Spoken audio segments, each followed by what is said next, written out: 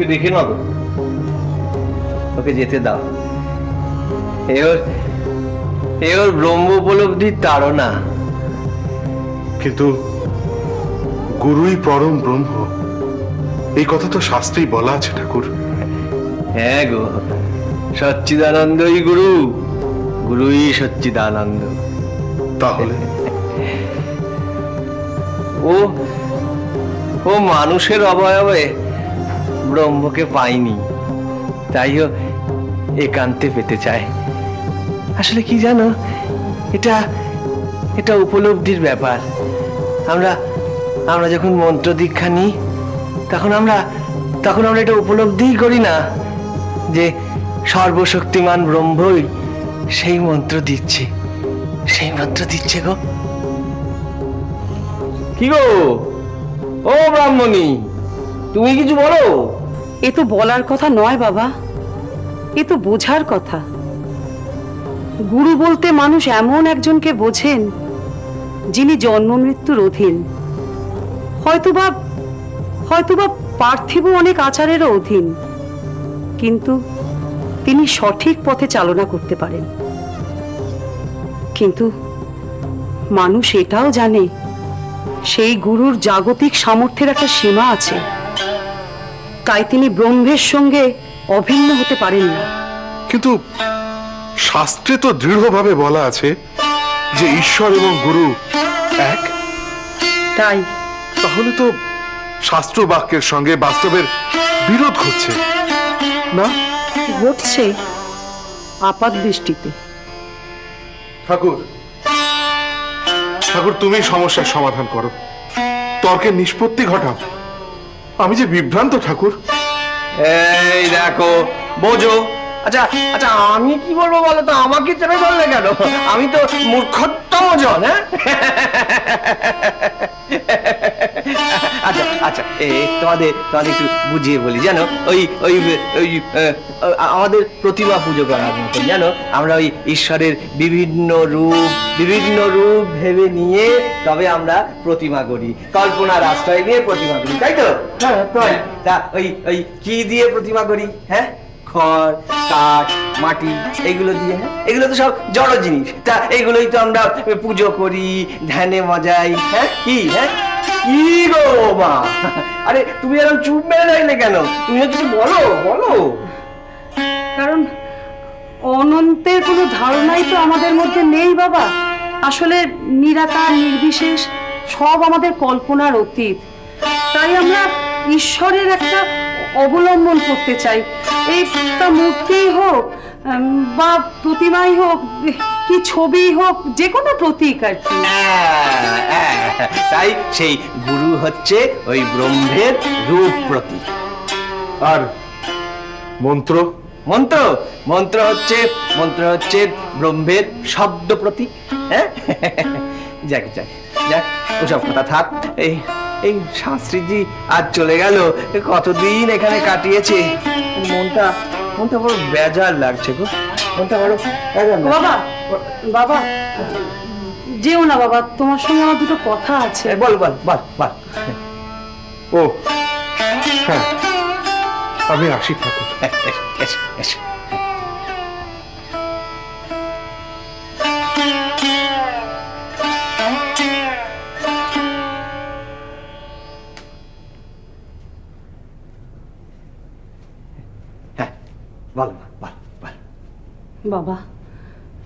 বাবা তোমাকে কতদিন পর এভাবে পেলুম গো।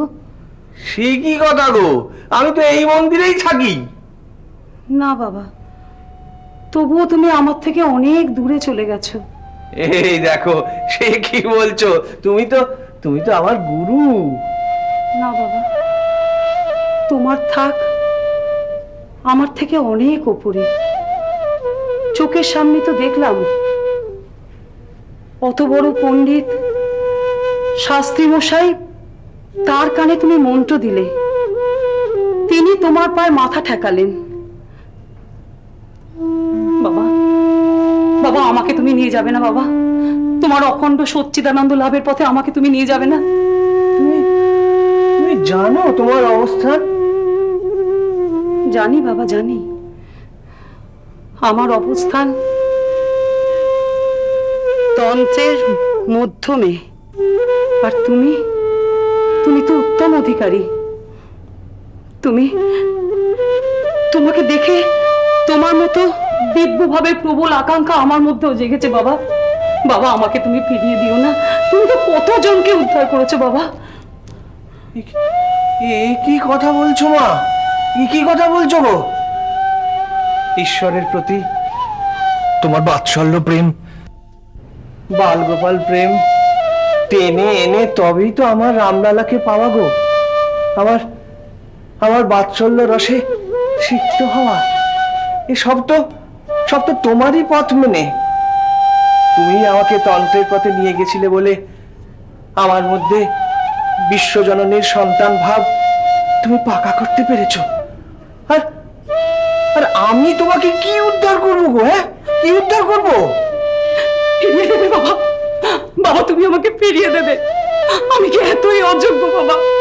আমি কি এতই অযোগ্য? আমাকে তুমি ফিরিয়ে দিও না বাবা। আমাকে তুমি ফিরিয়ে দিও না বাবা। আমাকে তুমি ফিরিয়ে দিও। আমাকে তুমি ফিরিয়ে দিও না মা।